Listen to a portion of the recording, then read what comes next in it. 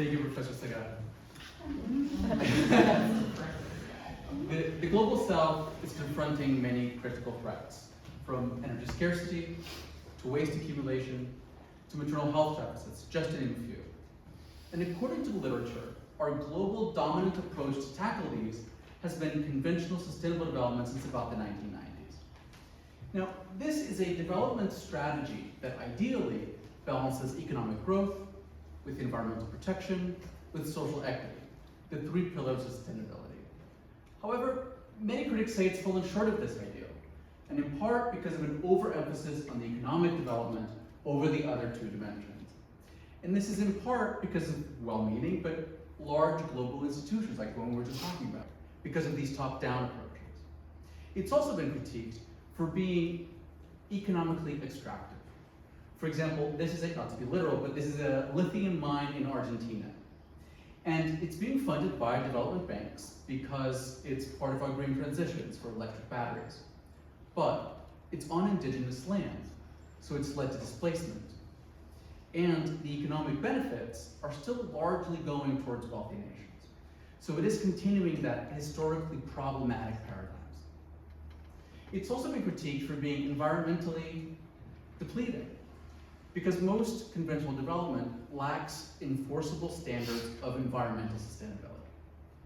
So this then prompts the question, is there an alternate approach? Is there an approach that could be environmentally beneficial, economically extractive, and societally empowering? There has been a growing movement that says yes, but that in order for this to happen, that we need to move that decision-making from a global level to a local level, to have a focus on local leadership and local innovation, to prioritize indigenous knowledge and have locally appropriate metrics. In essence, this group of efforts, initiatives, stakeholders are arguing for the prioritization of local autonomy. And so in this research, I've chosen the term autonomous sustainable development to describe this collective approach. But how do we define it? And perhaps even most importantly, how do we differentiate it from conventional development? Well, first things first, it is autonomous. So it's calling for the inherent power of local innovation and local leadership to address the local challenges.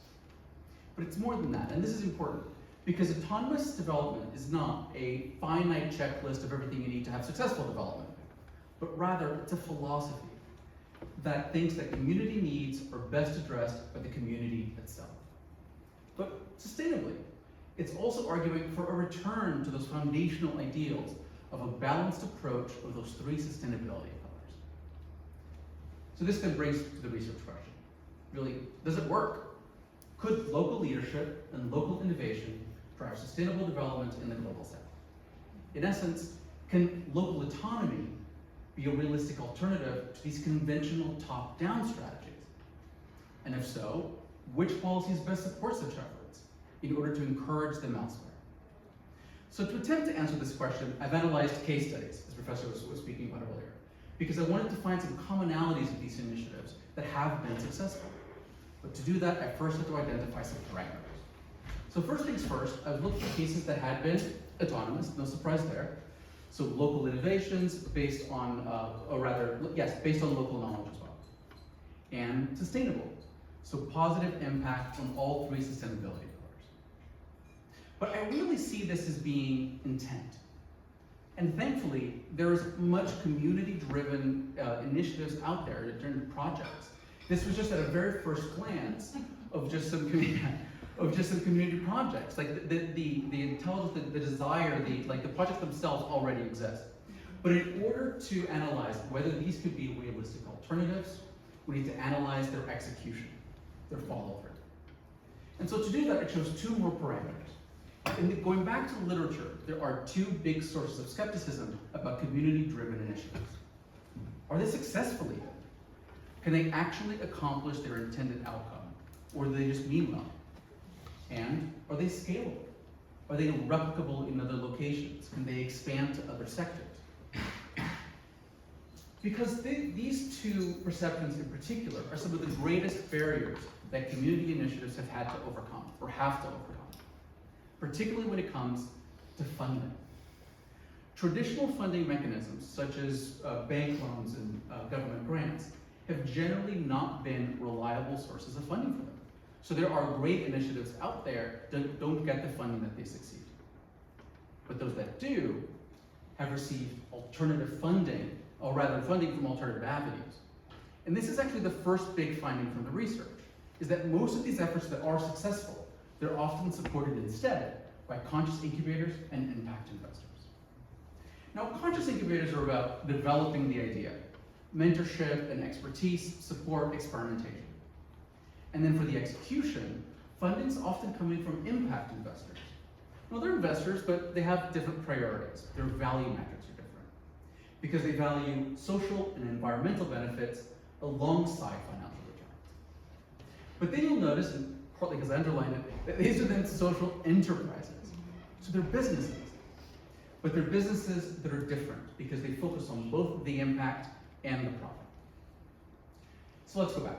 So I was looking for case studies that would have been autonomous, sustainable, found funding, so were successful and scalable.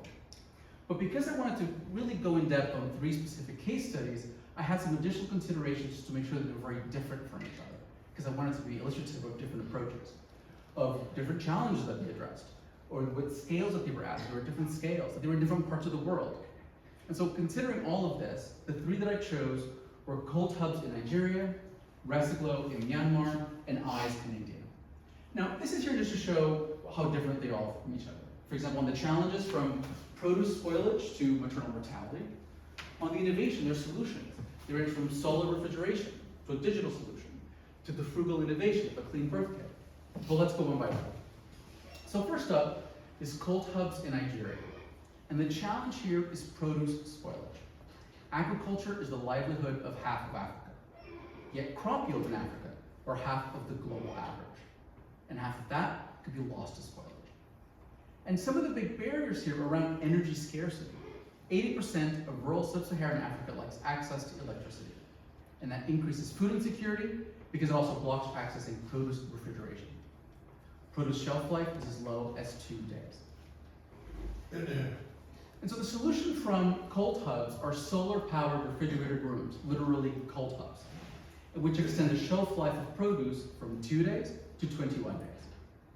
Now, since 2014, they've opened up 58 facilities. Each of them are near large food markets, and they're open 24/7. Each of them is also operated by 2 women. They do have this affordable paper crate model, so a farmer doesn't need to buy solar-powered refrigerators. You're just paying for what you need to store at the market. And its funding journey I thought was particularly interesting. This is the founder of Mecca. And he originally did apply for development aid, but it didn't work out. So then he pivoted to become a social enterprise with a conscious incubator and impact investor. Now, because he did that, he then had a profitable track record. So when he was looking to scale later on, he had access to larger grants and different methods of funding. He had large grants from US aid and UK aid. And later on, he got a much larger loan from an energy impact investor that had more forgiving terms than otherwise he would have. But it's still sustainable development. So it had positive impact on all 3 sustainability pillars. A couple to call out on the economic side, the doubling of the income of a number of farmers. On the environmental, it's since saved 46,000 tons of produce from spoilage and the related emissions. Second case study, RecyGlo in Myanmar. And the challenge is waste accumulation. Like much of Southeast Asia, Myanmar has gone through some rapid industrialization, but they don't have the proper infrastructure or recycling practices, so it's led to a lot of illegal dumping. This is its Ayzh River. And it's been dumping 100 tons of plastic waste into the ocean every single day. And one of the biggest barriers is its violent government, which is actually diverting resources away from infrastructure, away from social services. Municipalities have less and less resources to address waste. They have to raise their own funds. They're not coming from government.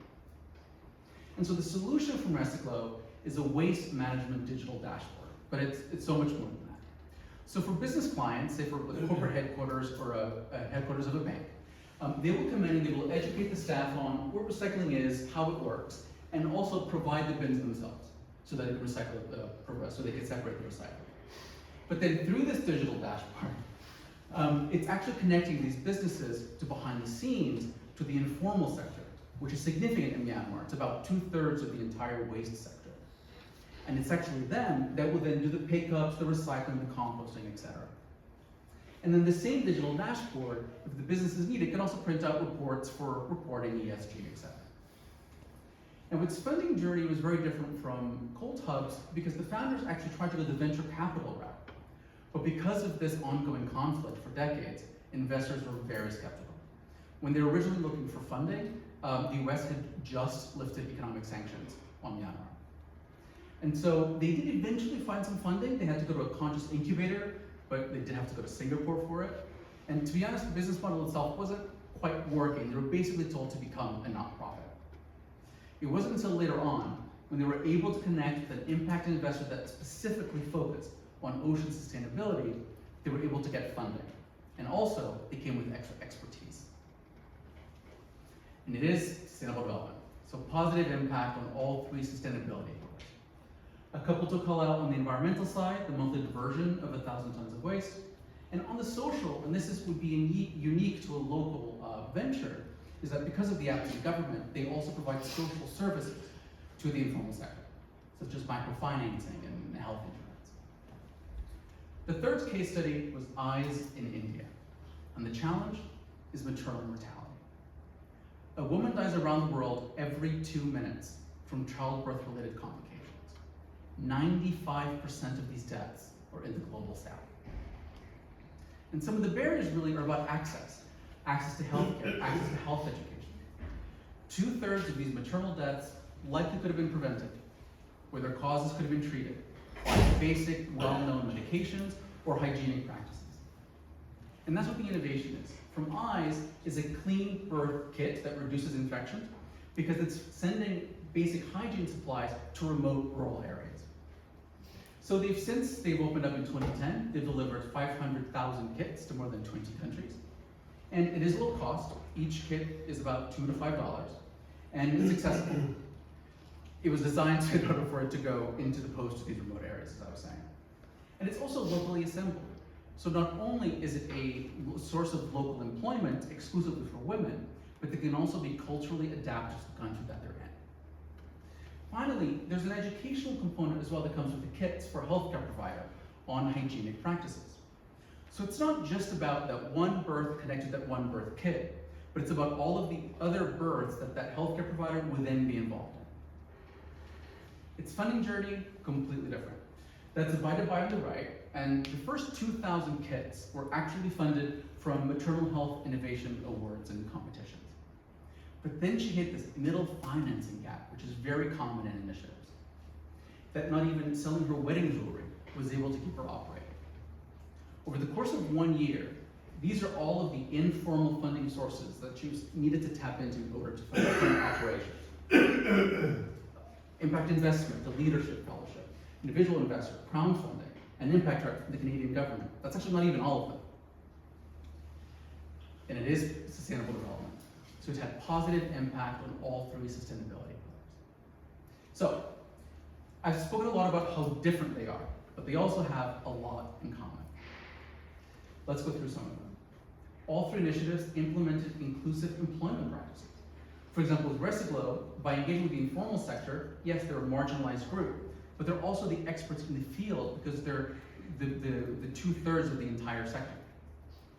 All three thrive on collaboration. For example, with ColdHubs, they were able to create prototypes that could, besides produce, also pull meat and fish while working with an engineering university. All three initiatives leveraged educational initiatives. As I was speaking earlier about RecyGlo, recycling, the lack of information about recycling is a significant obstacle. And so they do these plastic prevention campaigns because it's furthering their mission.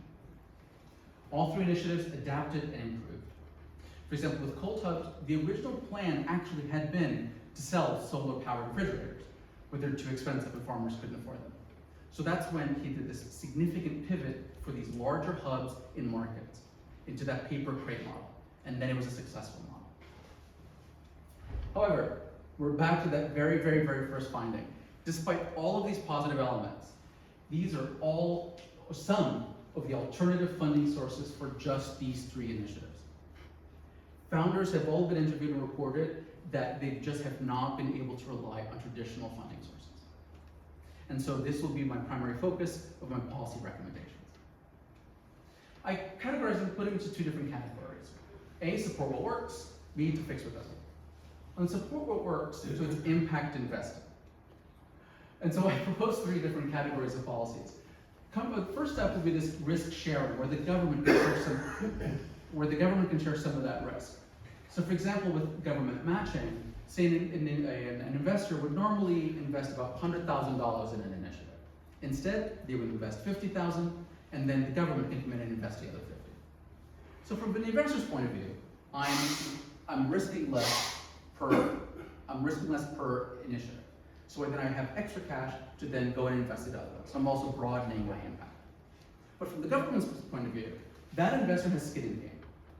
They've done their due diligence, they're not going to waste their money. So it's also lowering the risk for the government.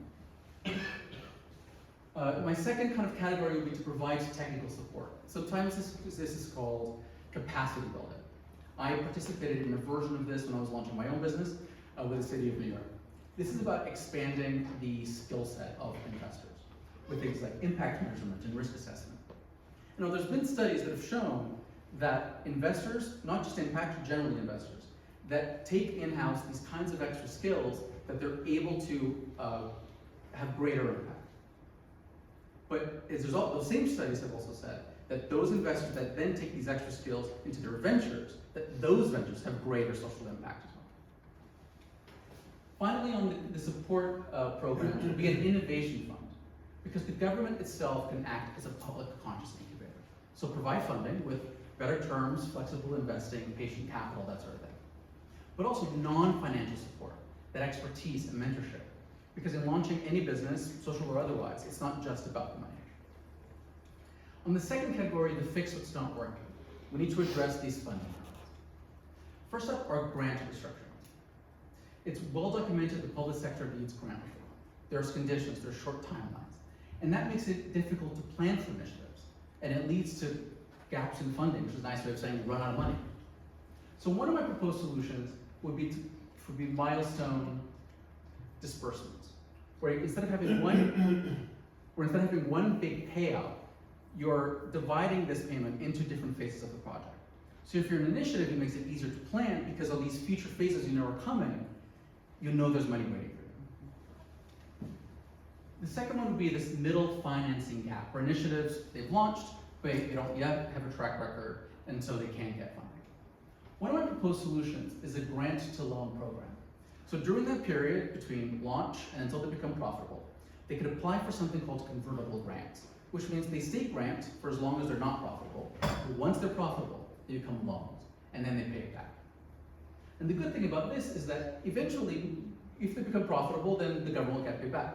But in that meantime, it alleviates some of that pressure. And finally, investor skepticism. Some investors just don't see the value of social enterprises. Investment decisions at any scale are somewhat subjective. They're about perceptions of risk, perceptions of the chances of success. Amazon did not turn a profit for 9 years. They kept getting investment because investors believed in the promise of what they were doing.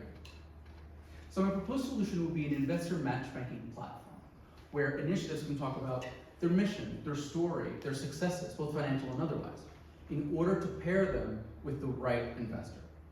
For example, with RecyGlo, had they not found an investor that was specifically interested in ocean sustainability, they might as well have shut down.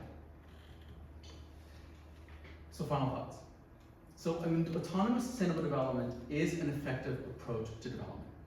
And it's driven by local leadership and local innovation to tackle local challenges. And it is societally empowering, economically contributive, and environmentally beneficial. But it needs policy support. We need to support what is working, the impact investing, and we need to fix what's not working, these funding hurdles. On the support, the government can share some of the risk, provide technical support, and even act as an incubator itself. On the fixes, we need grant reform. We need that middle financing. And we need to educate investors on the benefits of these social enterprises because they're very undervalued. But they work if they're funded. Thank you.